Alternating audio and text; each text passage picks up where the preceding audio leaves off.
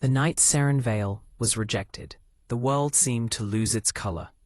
The moon hung pale and cold above the Frostfang pack, as if even Selene herself had turned away. Wind hissed through the pines, carrying with it the last echoes of everything she had once believed in. She stood before Callan Frost, the man fate had once chosen for her. His eyes, a shade of winter grey, no longer held warmth, only victory. He had gained everything he wanted: land, rank, power. And now that his ambition was fed, there was no reason left to keep the girl who had made it possible. "You used me," Seren whispered. Her voice trembled, small beneath the weight of humiliation. "You mated me for power, and now you cast me aside." Callan's mouth curled into a smirk. "You should be grateful. I could have ignored the bond altogether. But your father's territory was useful, and you were the price." He leaned closer, his words cruel and deliberate. "Look at you, Seren. Do you truly think I could ever take you beside me to an alpha meeting? Do you think anyone would respect me with that scar at my side?" Seren's hand rose to the left side of her face. The skin there was uneven, pale against the rest of her. A scar born of fire, etched into her since childhood. Something she had learned to hide behind her hair, her silence, her hope that someone might one day see her beyond it. "You promised to help me," she said. "Barely more than a breath. You said you'd find a doctor, that it could be healed." Callan gave a sharp laugh. "Why would I waste a coin on what can't be fixed? Your father never did. Your pack never did. And you thought I would?" He turned away, brushing imaginary dust from his sleeve. "The Alliance served its purpose. You can go now, Seren Vale, before I call the guards." For a moment, she simply stood there, the world blurring. She had known pain before. Mockery, whispers, the sting of rejection. But this was something deeper, a breaking that began in the chest and spread outward. When she finally moved, her legs felt hollow. She stumbled through the gates of Frostfang as the guards looked on, some with pity, others with quiet satisfaction. The cold bit into her skin, and every step away from him felt like walking without a heartbeat. By the time she reached the border of her father's land, dawn had begun to creep across the sky, painting it with colors too gentle for the storm inside her. Her father's house, Alpha Brennan Vale's estate, stood tall and proud, guarded by men who had once called her a burden. She hoped for a moment, foolishly, that perhaps time had changed something. But when her half-sister, Ilara, opened the door, the familiar sneer was there. "Seren? I thought Frostfang would keep you longer." What happened? Did they finally tire of the ugly girl? Seren swallowed the hurt, the words she wanted to throw back. "I just need to speak to father." Ilara's expression hardened. "He has no time for you. Go back where you came from." The door closed in her face. Hours later, Seren found herself sitting at a corner table in a dim bar at the edge of town. The kind of place where wolves hid behind masks and silence. The Vale's Chalice was its name, and she came here because no one cared who you were as long as you paid. The air smelled of smoke and oak. Candles burned low, flickering against the carved faces of patrons hidden behind plain masks. It was a world where no one looked twice, and tonight, that anonymity felt like mercy. She lifted her glass and swallowed the last of a drink that burned more than it comforted. Maybe, if she drank enough, the hollow in her chest would quiet.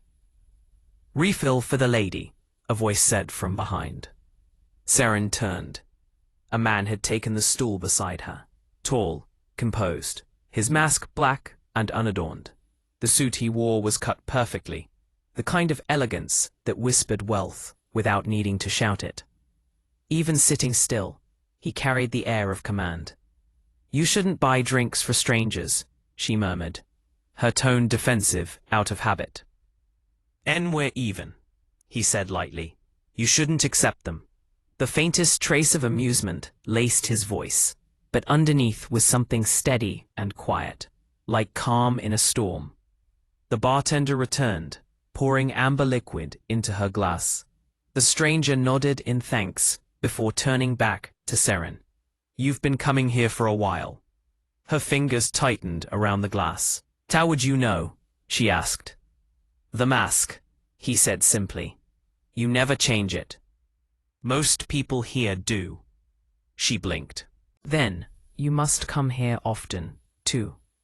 He inclined his head. "Often enough. I find peace here. No names, no pasts, only moments." He paused, studying her. "And you, Miss Mask, what moments are you hiding from?" She wanted to tell him none of his business. She wanted to stand, to walk away. But the way he spoke, calm, respectful, as if she wasn't something to be pitied, pulled something loose in her chest. "Too many," she said at last. They sat in silence for a while, listening to the low hum of voices and clinking glass. The stranger's presence felt oddly grounding. When she finally glanced at him again, his head was tilted slightly, as though he were memorizing her without needing to see her face. "Tell me," he said quietly, "what would you do if for one night no one knew who you were? No scars, no names, no expectations, just being." She almost laughed, soft and bitter. "That's impossible."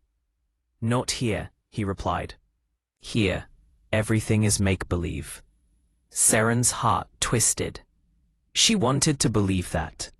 She wanted to imagine herself whole, beautiful, desired. "Why are you asking me this?" He hesitated, then said, "Because sometimes a night of pretending can remind us what it means to feel alive." The words sank into her, like sunlight through winter fog. She didn't understand this man, his calmness, his mystery. But something about him felt safe and dangerous all at once. "I don't even know your name," she murmured. "Then don't," he said gently. "Names ruin things."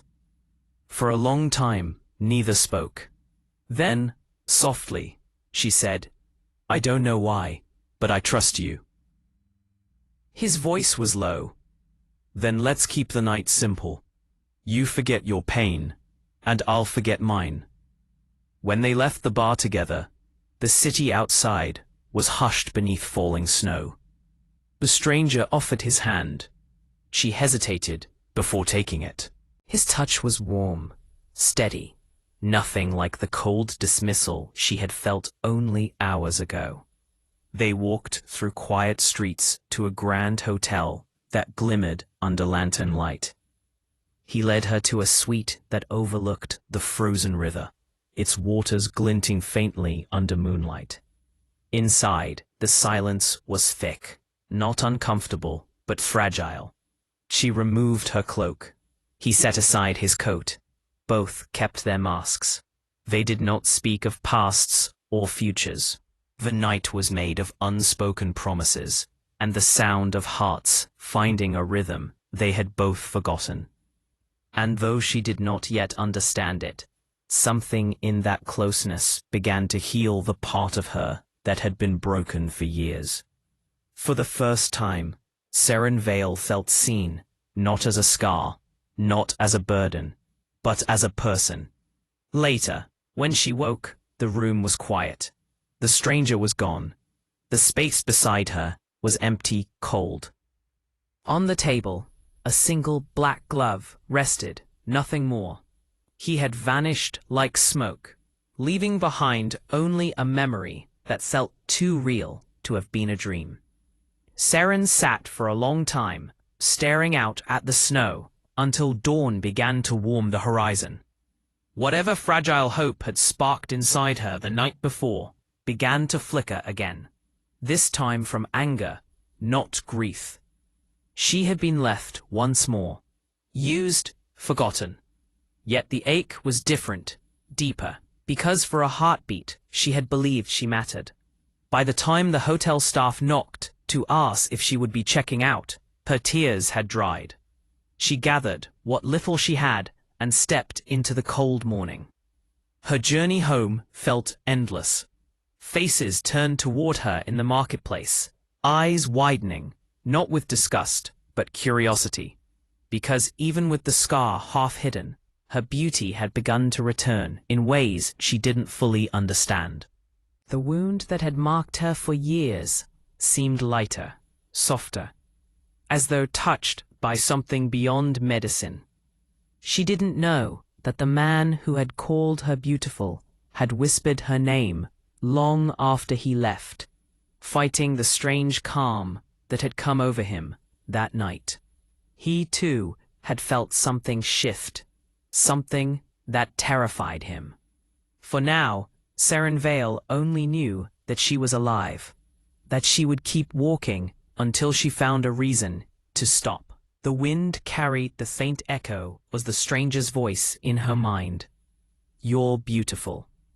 And though she didn't yet believe it, she carried those words with her, like a secret flame. When Seren Vale crossed the border back into her father's territory, dawn had already painted the sky in faint gold.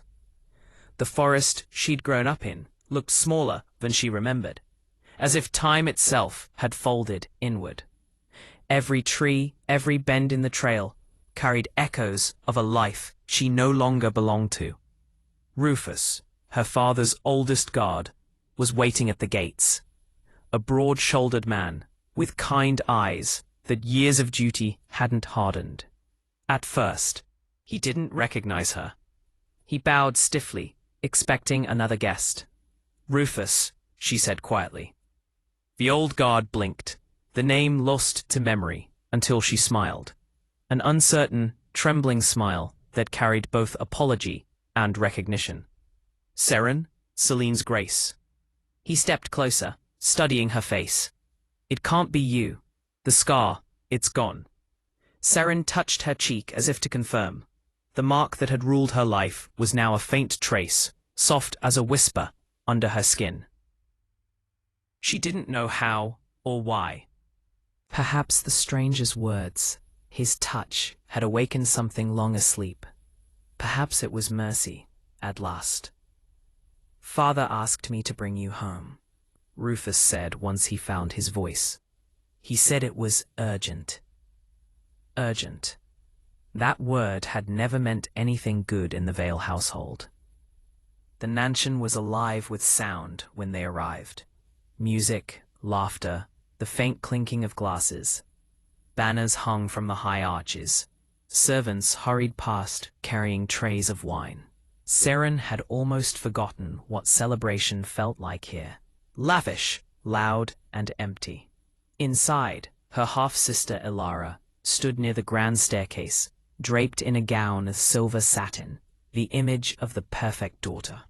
Her eyes landed on Seren, and for a heartbeat, she froze. Then her lips parted in disbelief. "You." Elara stepped closer, eyes narrowing. "What sorcery is this?"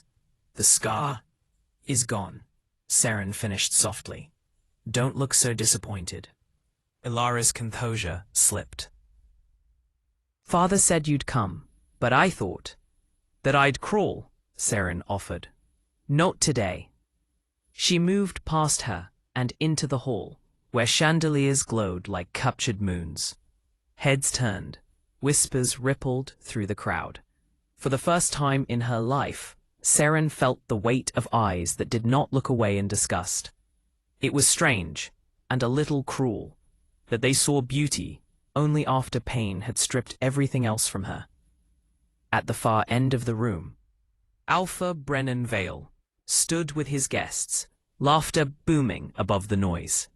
His hair had grayed since she last saw him, but his posture was as proud as ever. When he saw her, the laughter faltered. "Seren," he breathed, disbelief softening his usually stern features. "Father." The word tasted unfamiliar on her tongue. He dismissed his companions with a wave and led her toward the study, a place of heavy books and heavier secrets. Once the door shut, the noise of the party faded. "I searched for you," he said, pacing.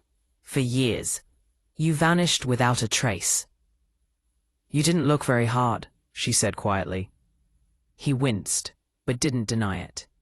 "What happened to your face?" "I don't know," she admitted. "It just healed." For a long moment, silence stretched between them. Then Brennan drew a sharp breath. "Seren, Pack is in trouble. I made a mistake, one that cost us more gold than we can repay. The only way to save the Vale Pack is through an alliance." She folded her arms. "Another alliance, sealed with a daughter." His eyes flickered. "This is different. The Darkspire Pack demands a Luna for 1 year. Their alpha is willing to forgive our debt if we agree." Seren stared at him, disbelief hardening into anger. "You want to sell me again?" "Not sell," he insisted. "Unite." The Alpha King, Kieran Draven, is a powerful man. This arrangement could restore our rank, our honor. "Our?" she interrupted. "What about mine?" Her father's voice faltered. "Please, Seren, this is the last thing I'll ever ask of you." She wanted to scream, to remind him of the last time she had obeyed, how it had ended in betrayal, in scars, in silence. But she saw something in his eyes she'd never seen before. Fear. "What kind of man demands a Luna for only a year?" she asked at last. Brennan hesitated. "No one knows, but the Darkspire Alpha is said to be unlike others. He keeps his distance, rules from shadows. People fear him more than they understand him." Seren exhaled slowly. "Then he'll have nothing to do with me. Tell him to find another sacrifice." She turned to leave, but his words stopped her. "If you refuse, Seren, the Vale Pack will fall." She paused at the door, fingers trembling on the handle. The weight of duty, the same chain that had bound her all her life, tightened again. That night, she stood before the mirror in her old room. The woman reflected there was both familiar and foreign. Her hair spilled like ink over a crimson gown her father's servants had chosen. Her eyes, once dim with shame, glimmered with something new, resolve. She touched the faint scar on her cheek, now no more than a ghost of pain. "You survived," she whispered to her reflection. "You can survive this too." A knock sounded at the door. Ilara's voice, sharp as glass, cut through the stillness. "The carriage is waiting. Try not to embarrass father." Seren drew a deep breath and opened the door. "Don't worry, I've already done my part as the family disgrace." She walked past her sister and down the stairs, her steps steady. Outside the night was clear and cold. Stars hung low, scattered like silver dust across velvet sky. She climbed into the waiting carriage beside her father, and the horses set off toward Darkspire.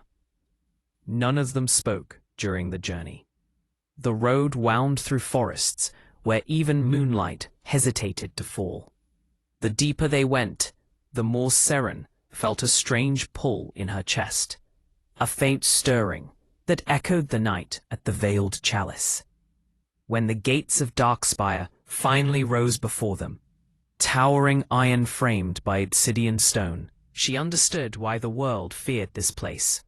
Yet within that darkness, a strange calm whispered through her soul, as if some unseen thread drew her closer.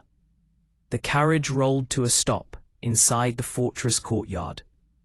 Stone walls rose high around them, black as wet ink beneath the moon.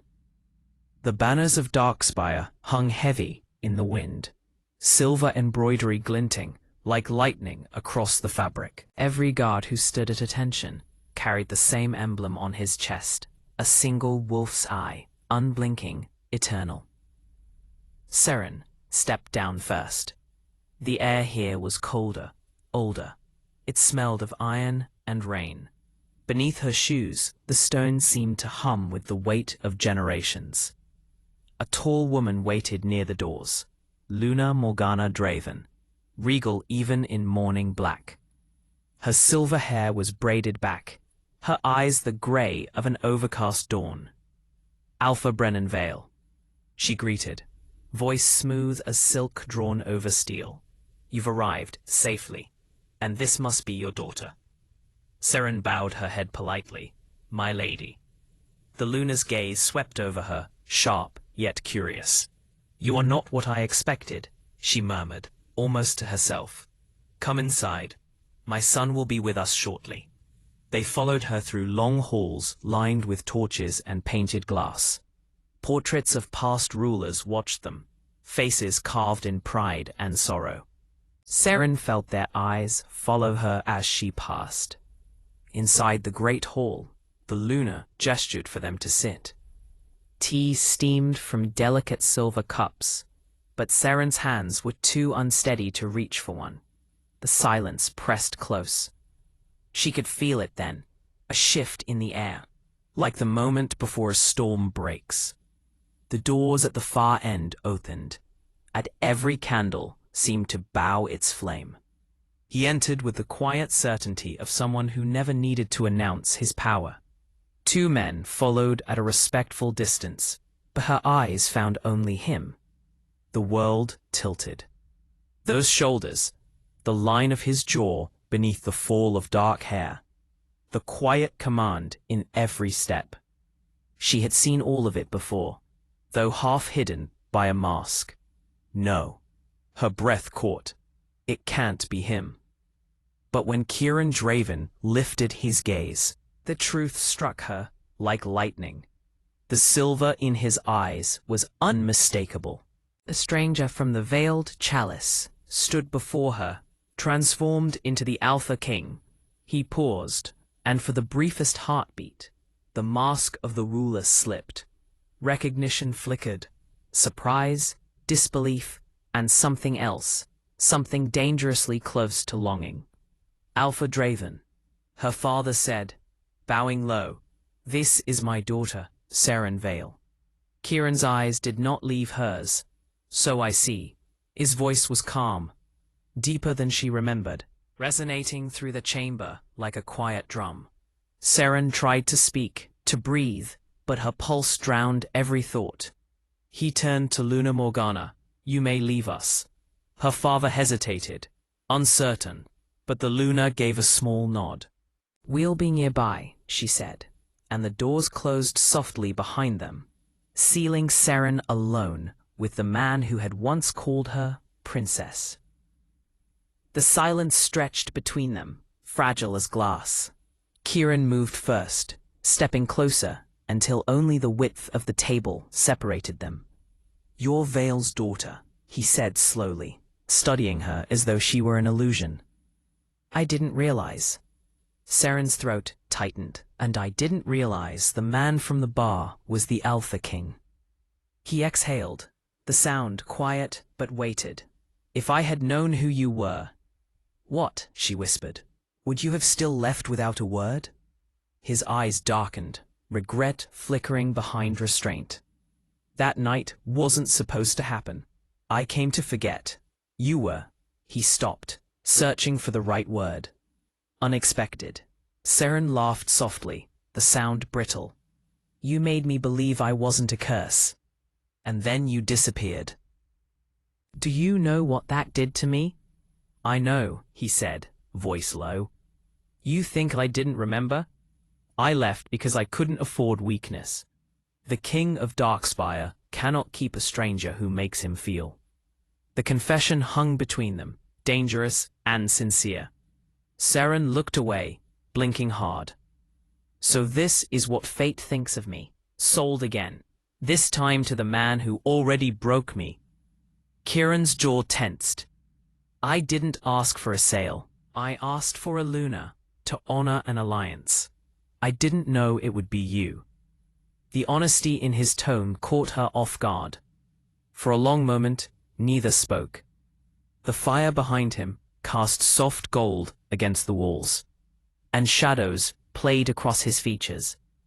He looked less like the monster she'd heard about, more like a man standing at war with himself. Finally, he said, "Our agreement will last 1 year. You will have every freedom within my territory. You'll not be touched, ordered, or shamed. You are here as Luna, not a prisoner." "Why me?" she asked quietly. He hesitated, then answered, "Because when I saw your name on the contract, I couldn't bring myself to refuse." Something inside her broke and mended in the same breath. He crossed to the window, looking out over the dark valley below. "You may hate me, Seren Vale, but the truth is, I owe you a debt I can never repay. You gave me peace for 1 night, and I've been chasing it ever since." The words left her breathless. In that moment, she saw the man behind the legend, the weight on his shoulders, the solitude that clung to him like armor. Outside, thunder rumbled over the mountains. Seren felt the pull again, the thread that had connected them since the masked night. It hummed softly between them, neither bond nor curse, but something deeper. "I don't know if I can forgive you," she said finally. Kieran turned, his expression unreadable. "Then don't. Stay for a year. Let time decide what forgiveness means." He bowed slightly, the gesture both command and promise. "You should rest. The maids will show you your quarters." As he walked past her toward the doors, Seren caught a faint scent of rain and cedar, the same scent she remembered from the bar. The memory swelled, sharp and tender. When he was gone, she stood in the quiet hall, her heart a trembling ache of fear and something dangerously close to hope. Down the corridor, the maids waited to escort her to a set of rooms overlooking the valley. The chambers were vast, lit by gentle firelight and open to the mountain wind. She closed the door behind her and leaned against it, eyes shut. Her reflection in the mirror looked back, stronger, steadier. "You can't fall again," she whispered to herself. Not for him. But as she lay in the unfamiliar bed, listening to the distant thunder roll across the peaks, her heart betrayed her resolve. Because somewhere, deep inside, she knew fate was not finished with them yet. Morning in Darkspire did not arrive like it did anywhere else. The sun hesitated at the edge of the horizon, painting the fortress with silver rather than gold, and the mist that clung to the mountains moved as if it breathed. Seren woke to that hush, the sound of wind slipping through stone corridors, and the steady rhythm of her own heartbeat echoing the day before. She rose slowly, wrapping a shawl around her shoulders, and crossed to the balcony. From here, she could see almost all of the valley. Black forests stretching endlessly, rivers curling through them like threads of glass, and far below, the training grounds, where wolves in hue and form moved with disciplined precision. A world beneath her looked vast, unreachable, and yet the fortress itself felt like a cage built of beauty. A knock came at the door. "Come in." A young maid stepped inside, carrying a tray of breakfast and a folded bundle of fabric. Her name, Seren had learned the night before, was Mira. Her hair was cropped short, and her eyes were too old for her face. "Good morning, my lady," Mira said, setting the tray down. "Alpha Draven asked that you be shown the East Gardens after you eat. He said you might prefer sunlight to stone." Seren offered a faint smile. That was thoughtful of him. Mira nodded but said nothing else. In Dark Spire, she had quickly realized, words were measured like coin. After the maid left, Seren ate in silence. The food was rich, delicate, fruits and bread drizzled with honey. But it tasted of distance. Everything here was perfect, except for warmth. When she finally ventured out, 2 guards followed discreetly at a distance. The corridors wound endlessly through arches carved with symbols she couldn't read. The farther she walked, the more she sensed the heartbeat of the castle. The low hum of power that lived in its foundations. It was beautiful, but it was not kind. The east gardens spread behind high walls of ivy. Within them, flowers that should not have bloomed in cold weather swayed gently. Seren crouched beside a patch of pale lilies, brushing her fingers across a petal.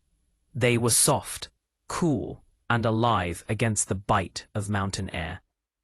Those bloom only for those who refuse to die, a voice said behind her. She turned. Kieran Draven stood at the archway, unguarded, hands clasped behind his back. Morning light traced the silver in his eyes, making them almost translucent. He looked less like a king here, more like a man caught between shadows and dawn. Seren rose. I didn't expect to see you so soon. I find it difficult to stay away from curiosity, he said. You are a living contradiction to every rule this place has known. I've been called worse, she replied, surprised by her own steadiness. His mouth curved slightly, a smile that felt both real and restrained. I imagine you have. They walked together through the garden paths. The air carried faint music from somewhere, a flute, distant, maybe training horns echoing off the cliffs. For a while, neither spoke. The quiet between them was not uncomfortable this time. It simply was. At the far end of the path, they reached a stone balustrade overlooking the lower courts. From there, Seren could see dozens of soldiers drilling in formation. They move as one mind, she murmured. They must, Kieran said.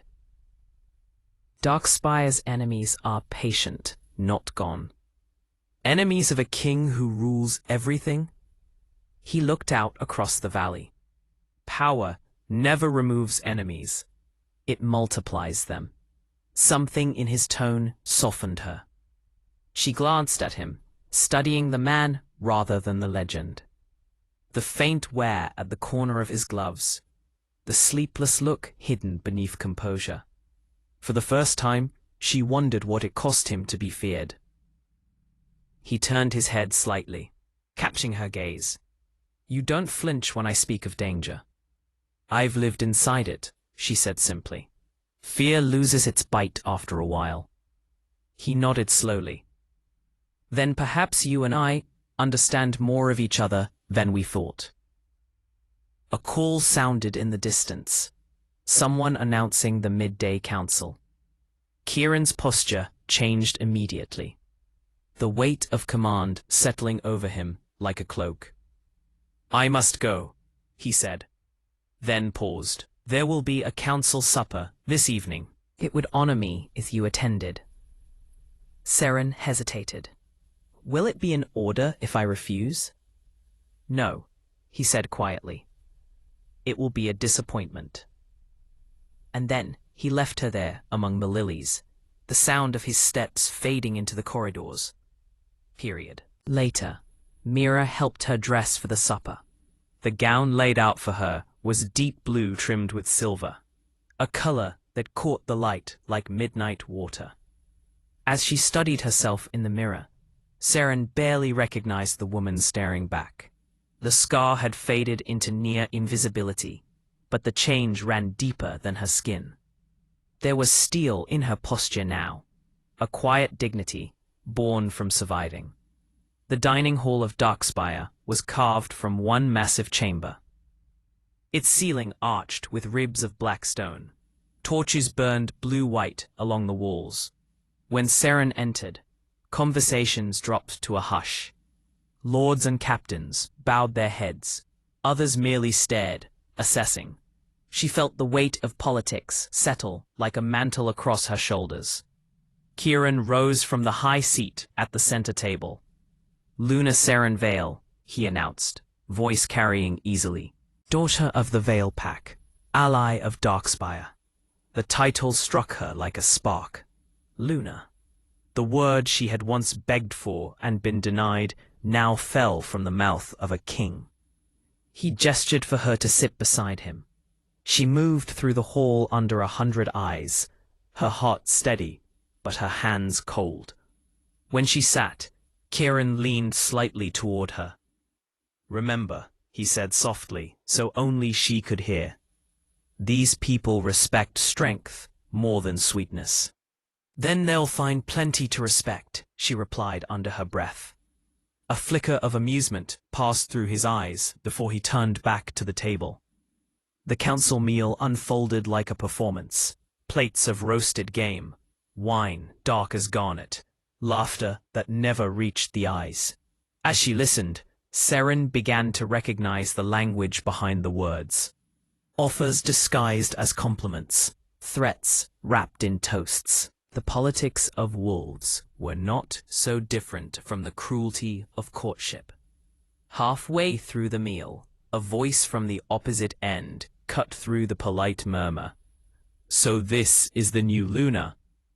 The speaker was Lord Avon, commander of Darkspire's border troops. His expression held the arrogance of someone who had never been told no. "You brought an outsider to our table, my king. Should we call that courage or desperation?" Kieran's gaze sharpened, but before he could answer, Seren spoke first. "Perhaps you should call it vision," she said evenly. "Courage would mean he feared you. Desperation would mean you mattered that much." A few gasps rippled along the table. Someone stifled a laugh. Lord Avon's smile froze, then vanished. Kieran turned his head toward her, one eyebrow lifting slightly, not in disapproval, but in something closer to surprise. When the meal ended and the lords departed, Kieran lingered by the great hearth. Seren started to follow nearer out, but his voice stopped her. "Stay." The hall emptied until only the fire remained, painting his features in amber light. He studied her for a long moment before speaking. "You handled Avon well. Most who challenge him end up regretting it." "I've regretted worse," she said. Kieran's gaze softened. "Every pack here has someone who watches for cracks in the throne. You drew their eyes tonight and held them. That's something I haven't seen in years." He turned back to the fire. "It will make them test you, though." "They already have," she replied quietly. "My whole life has been a test." He looked at her again, and this time there was no distance in his expression, only understanding. "Then welcome to Darkspire, Seren Vale. You may find it suits you more than you think." Outside, the night wind carried the scent of rain across the courtyard. Seren stood at her balcony long after he was gone, watching the torches flicker below. The fortress that had once felt like a prison now pulsed faintly with life, a place where she might not just survive, but change something. She whispered into the darkness, half to herself, half to the moon. "Maybe this is where I stop running." The wind answered with a low sigh through the ivy, and somewhere deep inside the fortress, the drums of training began again, a heartbeat that matched her own. The halls of Darkspire quieted after the council meal, the laughter and steel-edged chatter fading until only the low hiss of torches remained. Seren dismissed Mira early, claiming she wished to read, but in truth, she needed air. The corridors were a labyrinth of shadow and flickering flame. She walked without purpose, guided by the soft echo of her footsteps and the pull of curiosity. The fortress at night was different. Less a castle, more a living thing that breathed through stone and wind. In one vaulted passage, she found an open door. Beyond it, the glow of candlelight revealed shelves upon shelves of scrolls. A library. She stepped inside. Dust motes drifted like tiny stars. The smell of parchment and wax was comforting, familiar. A single lantern burned near the back, where someone had left papers spread across a table. Maps of the borderlands, letters sealed with different crests. She recognized the symbol on one. Frostfang, Callan Frost's pack. Her chest tightened. She had not spoken that name aloud since the night of her rejection, yet here it was again, inked and formal, part of another man's war. She scanned the letter quickly. It was a report, not from Frostfang, but about it. Movements, alliances, rumors of rebellion. Nothing treacherous, but enough to remind her how small the world could be. "You read faster than most of my captains," a voice said from the doorway. Seren turned sharply. Kieran stood there, half in shadow, the lamplight gilding the edge of his coat. "I couldn't sleep," she said. He entered, closing the door behind him. "Neither can I, most nights." She gestured to the letters. "Are you planning for war?" "Planning to avoid one," he replied. "Every alpha beyond these mountains watches for weakness. They smell debt and doubt the way wolves smell blood." Seren looked back at the maps. "And you think I might be one of those weaknesses?" "If I did," he said, "I would not leave you alone in my library." There was no arrogance in his tone, just fact. He walked to the opposite side of the table and began gathering the papers, methodical, silent. The sound of parchment against wood filled the space between them. Finally, she asked, "Why does everyone fear you?" He paused. "Because I have had to make choices they couldn't live with." She waited, but he said nothing more. Instead, he picked up the lantern and moved toward a tall shelf. "Come," he said. "There's something you should see." She followed. He stopped before an old tapestry hung behind the books. With one hand, he pulled it aside, revealing a narrow slit of a window that looked out over the valley. Lightning flickered beyond the mountains, throwing momentary light across his face. "Darkspire was built here for a reason," he said. "It sits on the line between the old pacts and the new. Every treaty, every rebellion, every betrayal passes through these stones. My father kept the peace by fear. I try to keep it by reason, but reason is a frail shield. Fear lasts longer," she murmured. "Too long," he admitted. "It eats what it protects." He turned toward her then, the lantern between them casting gold across both faces. "You spoke boldly tonight. You saw through the masks in that hall. I need someone who can do that without flinching." "You have an army of strategists," she said. "I have soldiers," he corrected. "Not a mirror." The words settled slowly. He was not asking for obedience. He was asking for truth. It startled her how much that mattered. She hesitated. "If I see something you don't like, tell me anyway." The wind outside rose, rattling the slit window. Candlelight wavered over the maps and scrolls, and for an instant she imagined the two of them not as ruler and pawn, but as two weary souls standing in the same storm. Kieran lowered the lantern. "You should rest. Tomorrow you'll meet the healers and the council scribes.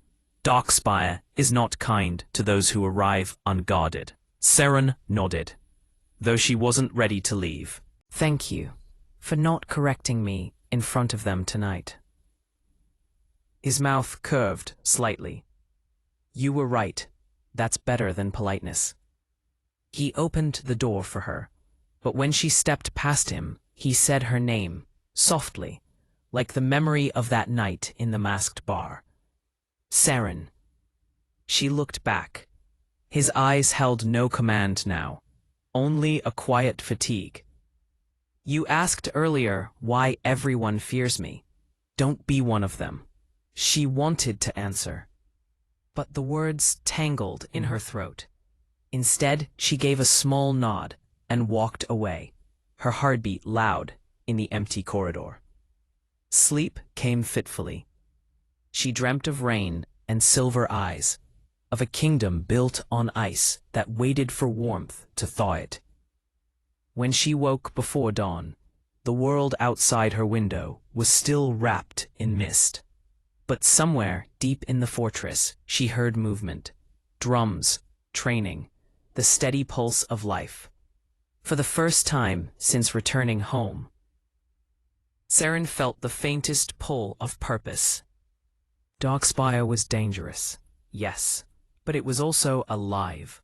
And maybe in its darkness, there was room for her own light. She rose, opened the balcony doors, and let the cold air rush in. Far below, on the practice field, she saw a lone figure sparring with two guards, his movements fluid and precise. Even from a distance, she knew it was Kieran. The thought surprised her less than it should have. He was fighting the way he ruled. Controlled, efficient, carrying the weight of restraint. And watching him, she understood something she hadn't before. The power people feared in him wasn't savagery. It was the discipline to hold it back. When he finished, he looked up toward the balcony, as though sensing her gaze.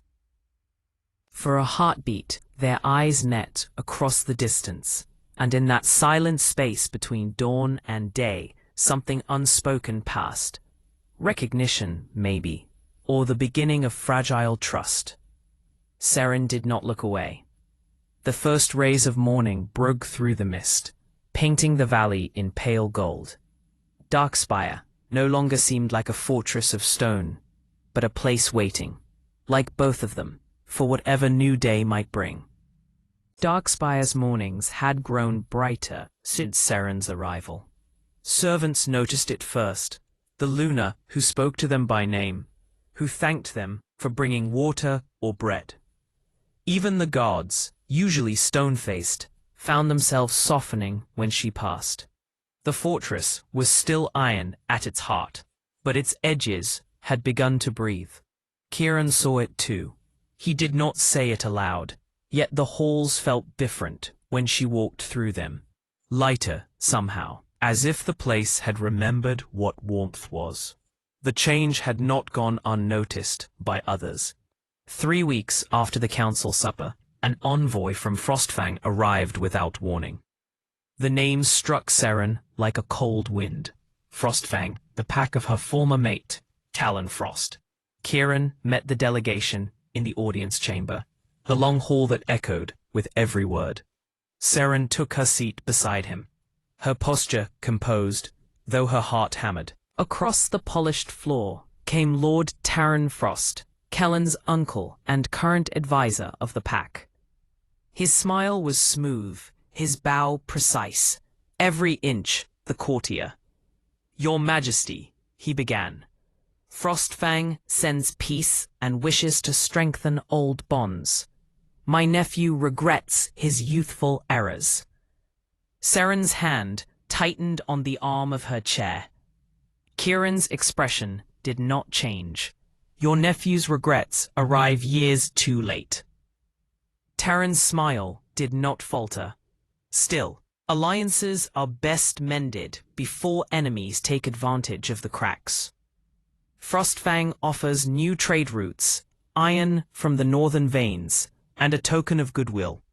A festival invitation to mark the signing." "Generous," Kieran said, almost suspiciously so. Taran spread his hands. "Suspicion is a disease, my lord. Trust is the cure."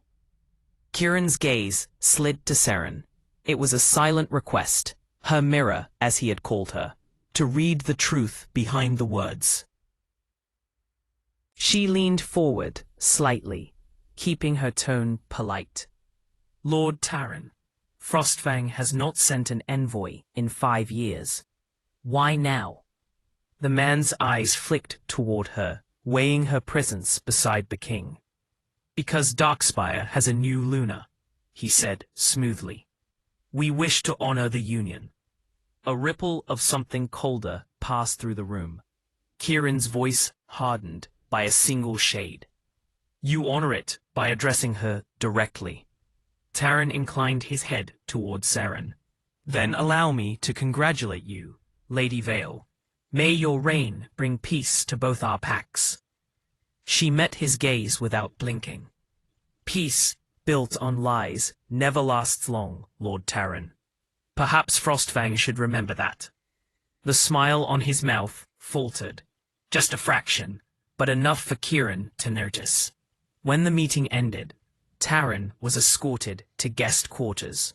The moment the doors closed, Kieran turned to her. You saw it too, he said. Something behind his words, Seren replied. He came rehearsed, not sincere, and he spoke as if Frostfang's offer was already certain, which means someone here promised him something. Kieran nodded, thoughtful. There are members of the council who'd trade loyalty for gold. If Frostfang wants a foothold, it won't be through open war. It will be through influence. Through someone close, she added. He studied her face, admiration flickering in his eyes. You learn quickly. Necessity teaches fast, she said. For a long moment, they stood in the empty hall, the echo of their words circling them like distant thunder. Then Kieran said quietly, Come to the council tomorrow. If there's treachery, I want you to see how it moves. The next day, the council chamber filled with voices and polished armor. Maps of the valley spread across the long table.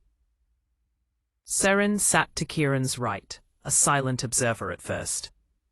Lord Avon was there, his earlier arrogance dampened, but not gone, along with the scribes and captains who governed the outer territories.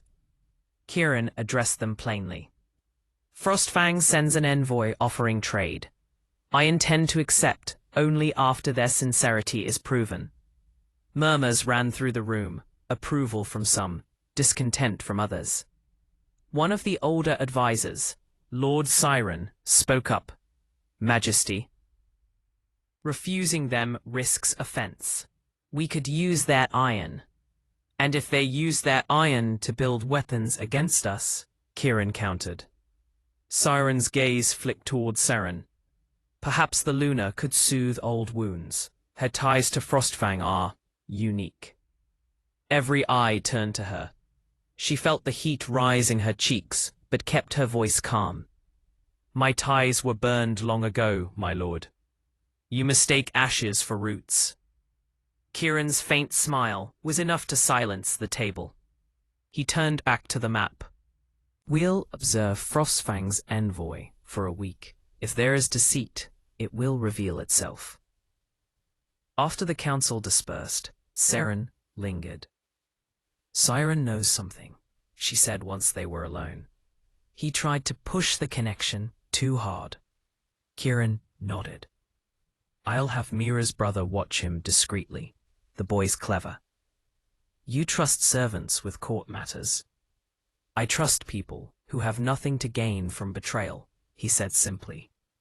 She looked at him then, really looked, and realized how carefully he distributed trust, thinly, deliberately, like a man who had been cut too often by loyalty turned sour. That night, she found herself pacing her chambers, replaying the meeting in her mind. The web of politics stretched farther than she had thought. Threads she could barely see. Yet for the first time, she was part of shaping them, not their victim. She went to the balcony. The moon hung half full over the valley, its light silvering the fortress roofs. Below, a single torch moved along the inner wall, Kieran on one of his nightly rounds. Even kings, it seemed, could not sleep when trust was thin. Seren watched until he disappeared from view, a small warmth stirring under her ribs. Not the wild rush of infatuation, but the slow, quiet kind of respect that might someday become something more. She whispered into the night, "Let them underestimate me. It's safer that way." And the wind carried her words across the sleeping fortress toward the man who already knew better. By the fourth day of Frostfang's visit, Darkspire felt restless. The courtyards buzzed with rumor. Servants whispered that the envoy had been seen in the treasury wing at night, that gold changed hands under the torches. No one said the word betrayal, but it trembled on every tongue. Seren watched the tension build like weather before a storm. From the high balcony outside the council chamber, she saw the flags hanging too still, the guards too alert. Somewhere below, something was shifting. When she met Kieran in his study that evening, he was standing before a table scattered with reports. Candlelight drew hard shadows across his face. "They're moving faster than I expected," he said quietly. A crate meant for the East Mines never arrived. The same night, Lord Seren sent new horses to Frostfang's quarters, 2 patterns that shouldn't align, yet they do. Seren leaned over the table. "Then Seren's the leak." Kieran nodded. "If I confront him outright, the others will close ranks. I need proof." "What kind of proof?" He looked at her, the decision already forming. "Something he can't deny. His own words. He'll meet Taran Frost again tonight in the lower archive. I want him to think no one is watching. You're asking me to spy on your council. I'm asking you to see," he said. "You notice what others overlook." Her pulse quickened. "Then I'll go." He started to protest, but she lifted a hand.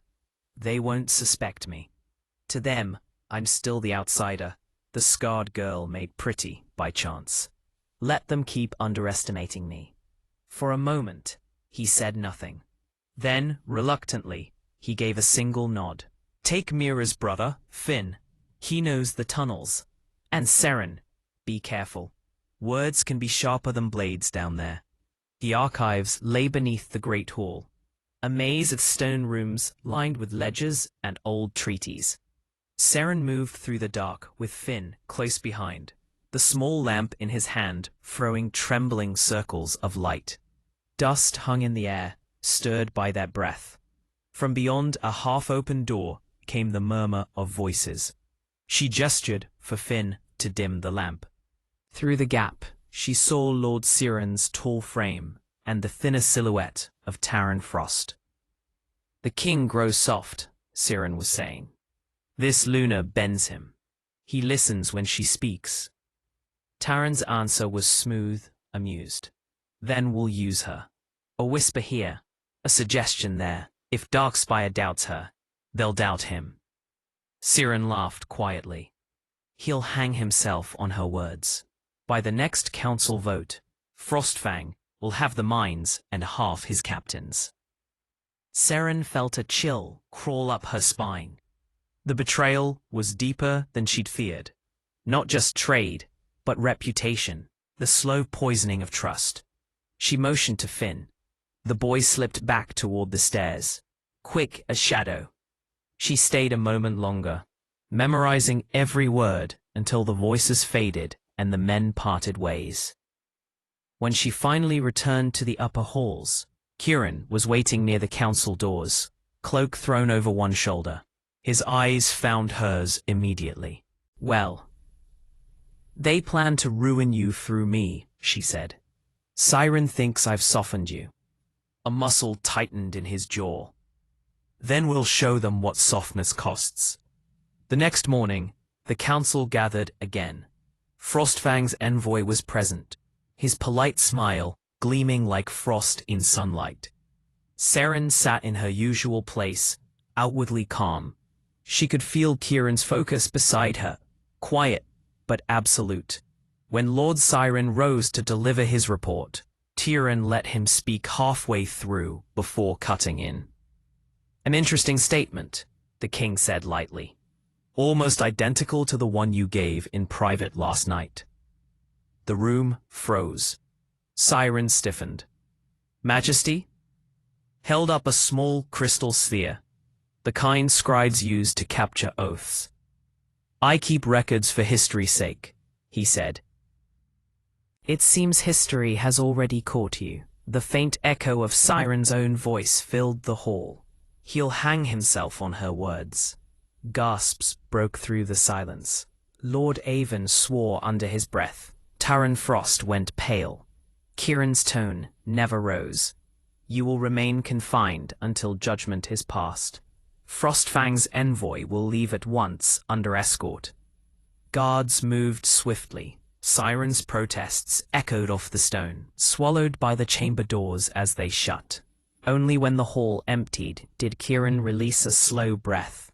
The sphere dimmed in his hand. You were right, he said quietly. I wouldn't have seen it coming.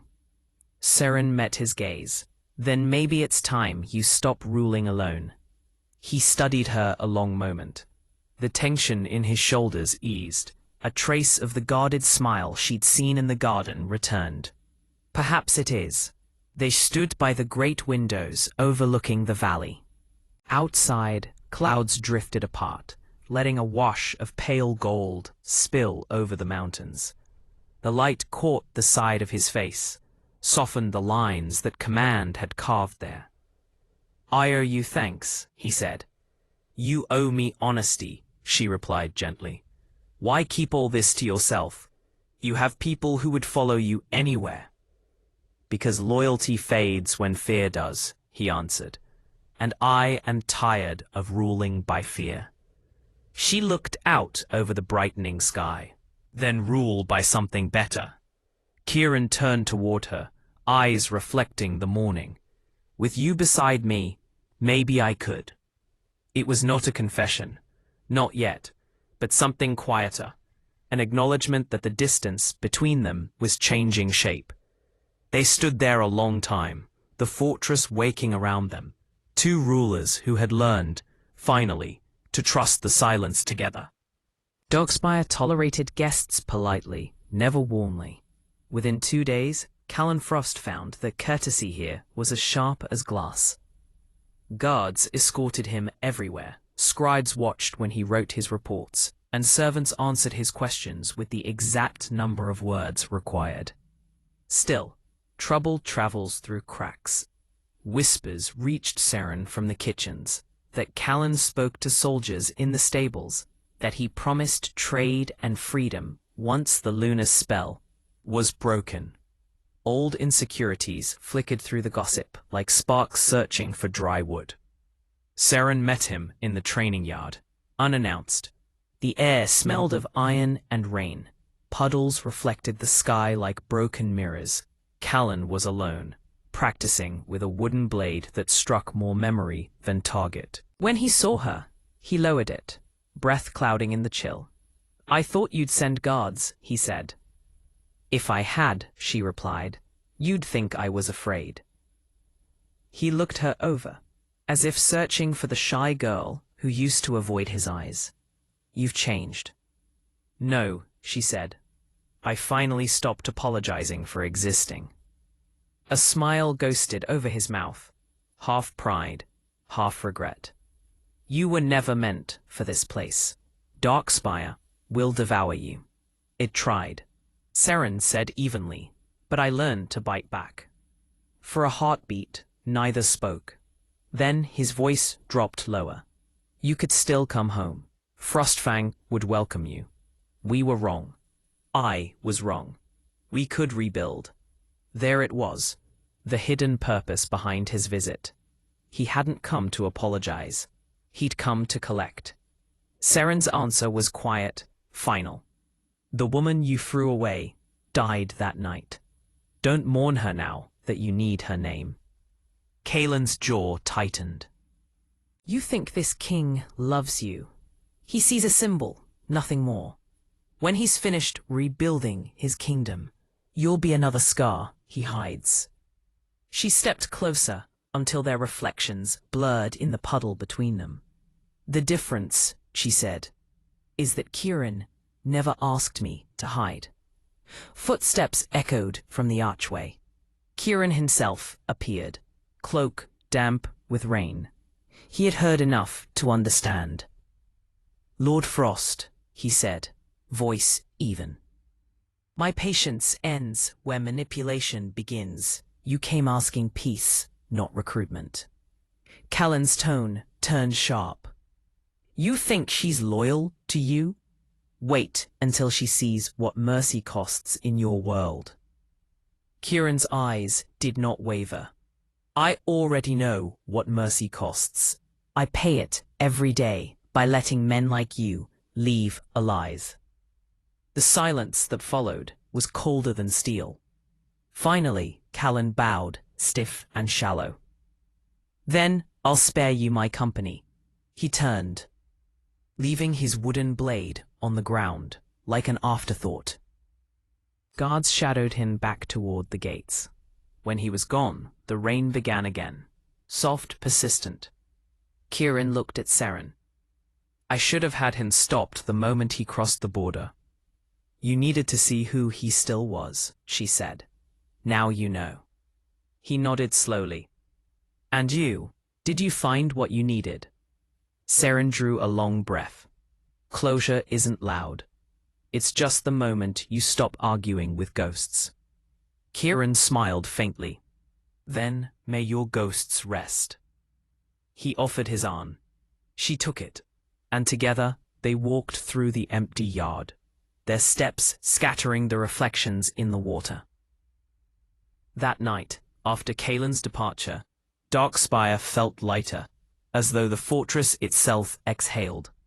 The council met briefly to confirm the end of Frostfang's treaty. No one protested.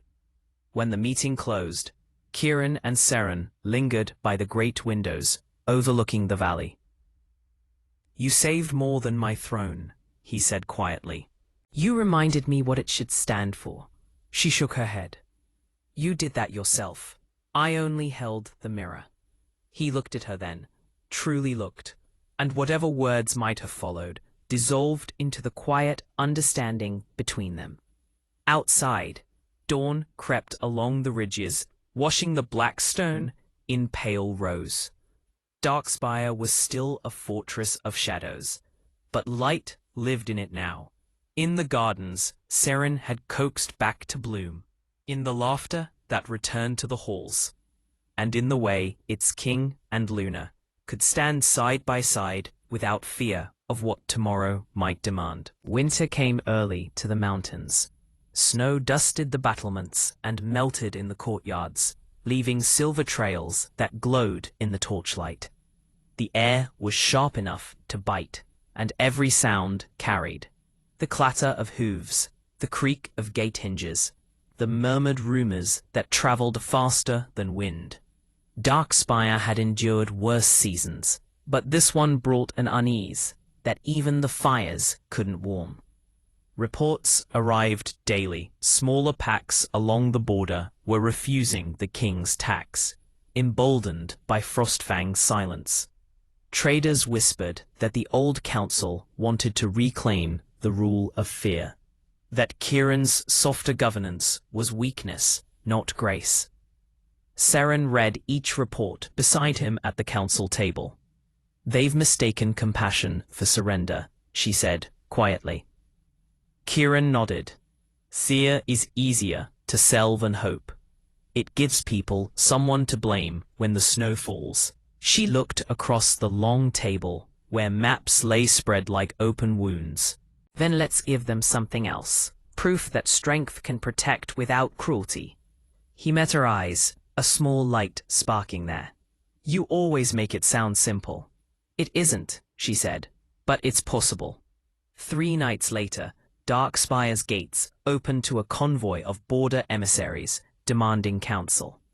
They were led by a tall woman with iron-grey hair and a scar down one cheek. Alpha Mara of the Ridgepack, once Kieran's ally, now his fiercest critic. Her voice filled the great hall as soon as she entered. "Darkspire's promises grow softer each year. You talk of peace while your people starve.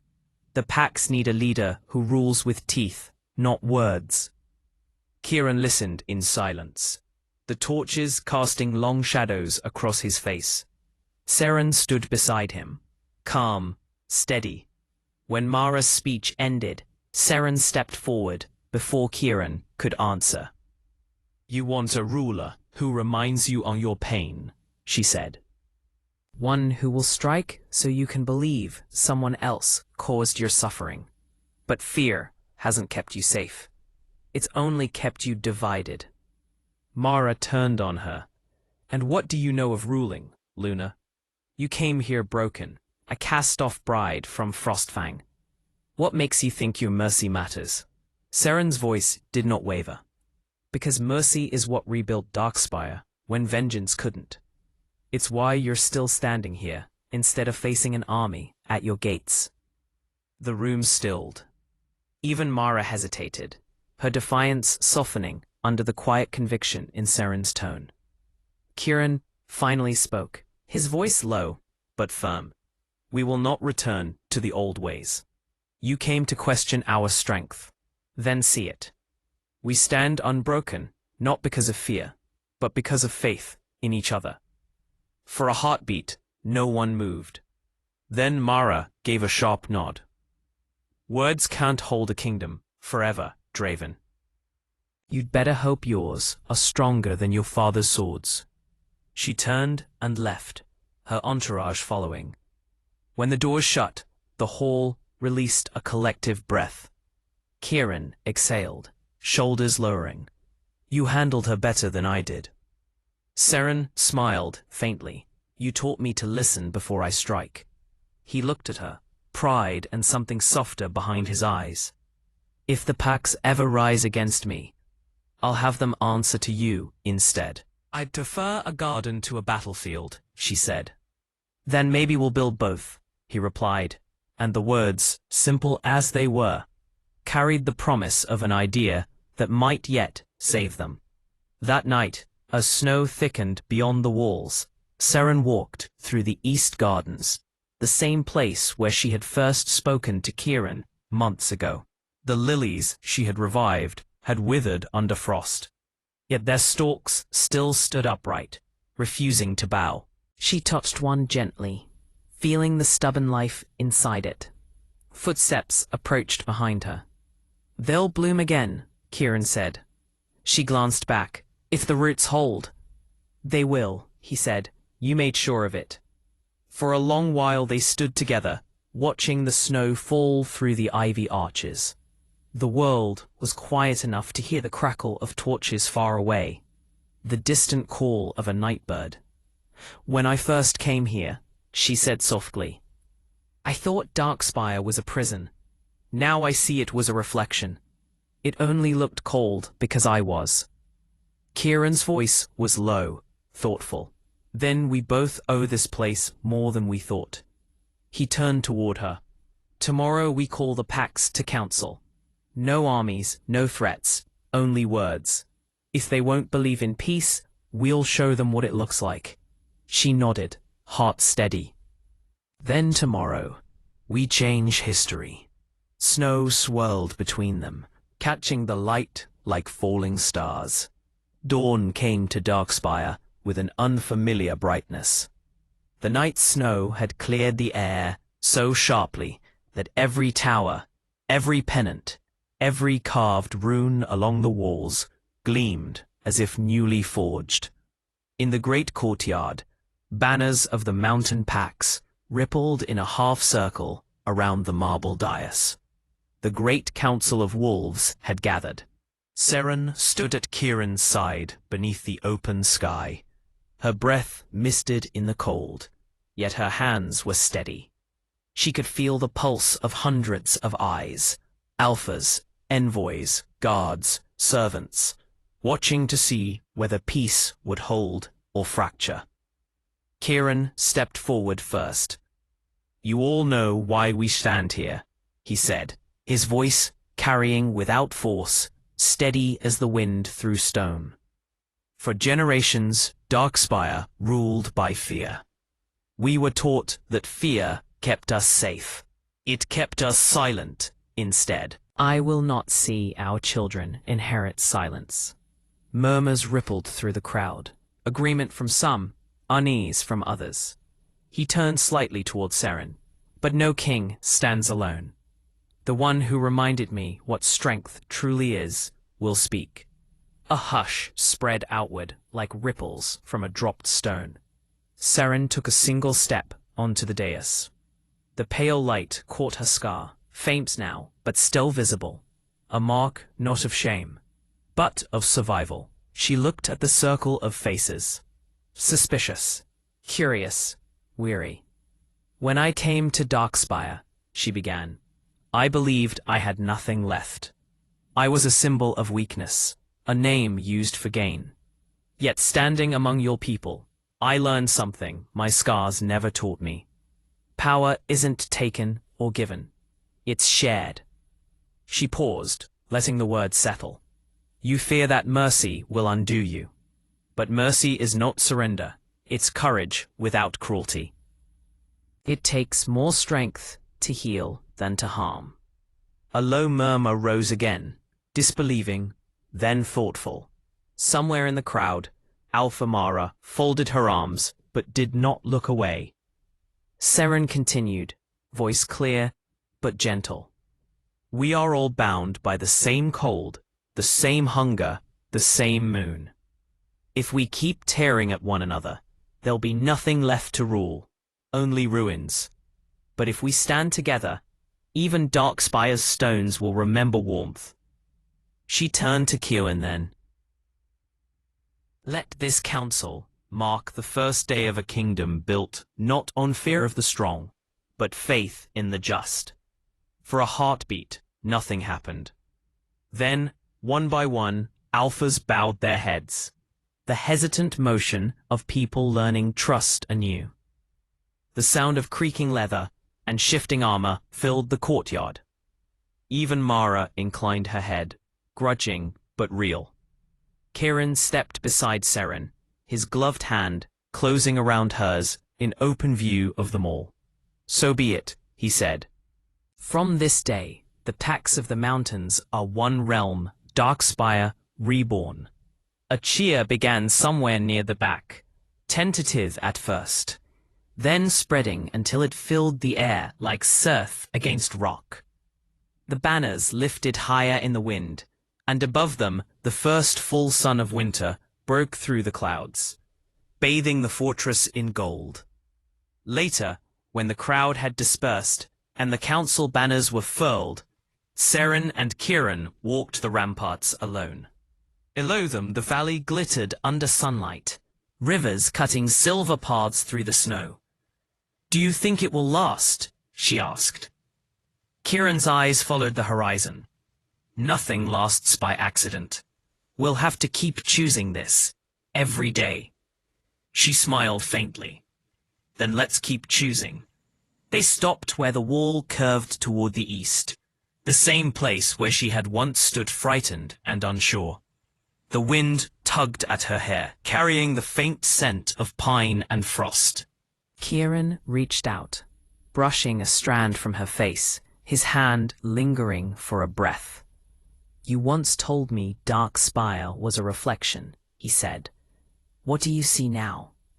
Seren looked out over the bright expanse, the towers, the fields beyond, the people moving like small sparks of color against the white. A kingdom still learning to be kind, she said, but learning. Kieran's answering smile was quiet and genuine. Then, so are we. For a long moment, they stood together, the wind wrapping around them like a vow. The sun climbed higher, lighting the scars of the fortress until they looked almost like veins of gold.